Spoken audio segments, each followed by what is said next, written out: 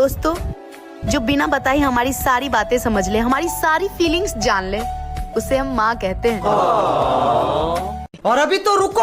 और 100 बार समझाने के बाद भी जिसके समझ में बात ना आए, उसे हम पति देव कहते हैं। और जो बात कभी हुई भी नहीं है वो भी समझ जाए, उसे हम सासू माँ कहते हैं।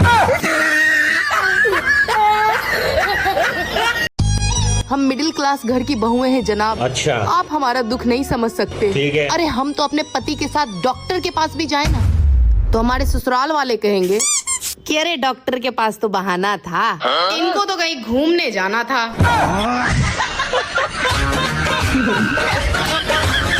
लड़कियां मायके इसलिए नहीं जाती क्योंकि ससुराल खराब होता है, वो इसलिए जाती हैं क्योंकि वहाँ वो फिर से लड़की बन सकती हैं, जहाँ ढीले कपड़े पहनने पर कोई टोकता नहीं, जहाँ बिना मेकअप के भी वो खुद को कम नहीं समझती, जहाँ बिना घड़ी देखे आराम से सोया जा सकता है, क्योंकि ससुराल में वो बहू है, पत्नी है, माँ है, लेकिन मायके में वो सिर्फ किसी की बेटी होती है। और शायद इसी वजह से मायका हमेशा दिल के थोड़ा ज्यादा करीब रहता है। लड़कियां मायके इसलिए नहीं जाती क्योंकि ससुराल खराब होता है, वो इसलिए जाती हैं क्योंकि वहाँ वो फिर से लड़की बन सकती हैं, जहाँ ढीले कपड़े पहनने पर कोई टोकता नहीं, जहाँ बिना मेकअप के भी वो खुद को कम नहीं समझती, जहाँ बिना घड़ी देखे आराम से सोया जा सकता है, क्योंकि ससुराल में वो बहू है, पत्नी है, माँ है, लेकिन मायके में वो सिर्फ किसी की बेटी होती है। और शायद इसी वजह से मायका हमेशा दिल के थोड़ा ज्यादा करीब रहता है। औरतों को क्यों हुक्म दिया गया है कि सोते वक्त शौहर की तरफ पीठ करके मत सोना? मेडिकल साइंस के मुताबिक जब मियाँ बीवी एक बिस्तर पर चेहरा आमने सामने करके सोते हैं या गले लगकर सोते हैं, तो सिर्फ नींद ही नहीं आती, बॉन्डिंग भी बनती है। गले लगकर सोना ये सब दिमाग में ऑक्सीटोसिन हार्मोन रिलीज करता है। ये हार्मोन तनाव को कम करता है और मियाँ बीवी में मोहब्बत पैदा करता है, यानी बिना कुछ कहे एक दूसरे को महसूस कर सकते हैं। औरत का जिस्म मर्द से ठंडा होता है, मर्द का जिस्म औरत को ठंड में गर्मी फराहम करता है। अगर आप सहमत हैं तो लाइक और शेयर। दोस्तों, आजकल की माओ में वो बात नहीं है जो हमारी माओ में हुआ करती थी। आजकल की माएं अपने आप को कुछ ज्यादा ही स्मार्ट समझने लगी हैं। अगर इनके बच्चों ने खाने से मना कर दिया तो वो उन्हें हजारों ऑप्शन देगी। बेटा पास्ता खा ले, बेटा मैगी खा ले, बेटा पिज्जा खा ले, बेटा बर्गर खा ले। बात तो सही है। लेकिन हमारी माएं सिर्फ हमें 2 ऑप्शन देती थी। अच्छा। या तो खाना खा ले या फिर लात खा ले। और हम दोनों खाते थे, पहले लात फिर खाना। वो भी क्या दिन थे।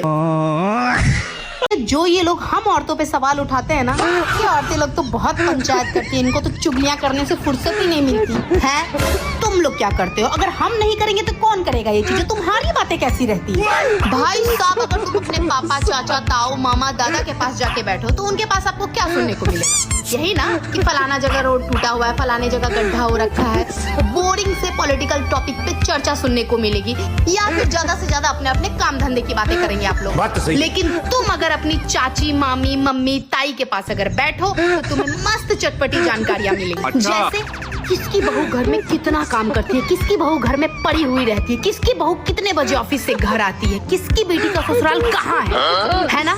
और तुम यूं करके सुनोगे उनकी बातें। भाई साहब, असली जनरल नॉलेज तो हमारी पंचायतों में मिलती है। बड़े है, जिंदगी का असली मजा है हमारी बातों में, जिंदगी का असली आनंद है, समझे?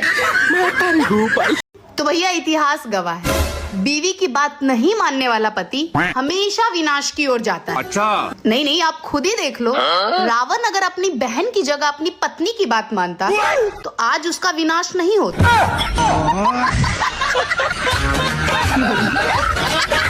सुनना जरा। क्या है? अरे हमेशा बम की तरफ फटने के लिए तैयार ही रहती हो। किस बात का घमंड है तुम औरतों को? आखिर तुम लोग करती हैं क्या? हम क्या करती हैं?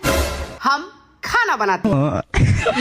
हम दिन रात सुबह शाम खाना बनाते हैं। हम Monday, Tuesday, Wednesday, Thursday, Friday, Saturday, Sunday खाना बनाती है। हम जनवरी टू दिसंबर खाना बनाती हैं। हम हॉलीडेज में खाना बनाती हैं। हमारा किडनी, गुर्दा, लीवर, फेफड़ा सब कुछ खराब हो जाए, लेकिन हम खाना बना के हॉस्पिटल जाती हैं, और हॉस्पिटल से आने के बाद भी हम खाना बनाती हैं। लोगों के लिए होता होगा होली, दिवाली, ईद, दशहरा, क्रिसमस, लेकिन इसमें भी हम और भी ज्यादा खाना बनाती हैं। हम वेराइटीज के खाना बनाती हैं। हम बिफोर पार्टी खाना बनाती हैं, हम आफ्टर पार्टी खाना बनाती हैं, यहाँ तक कि हम मरने से पहले भी खाना बनाती हैं।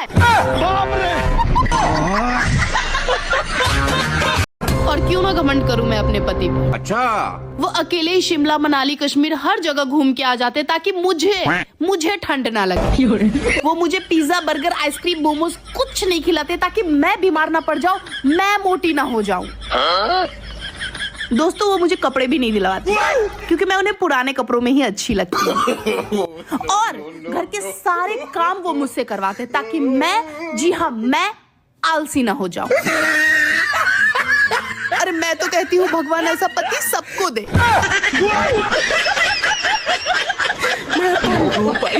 हाँ तो क्या बोल रहे थे आपके पति? मेरे पति ने मेरे को बोला है कि मैं तुझे अरे वो बच्चा कब से खाना मांग रहा है, पहले उसे खाना दे दो। खाना रुक जाओ 2 मिनट।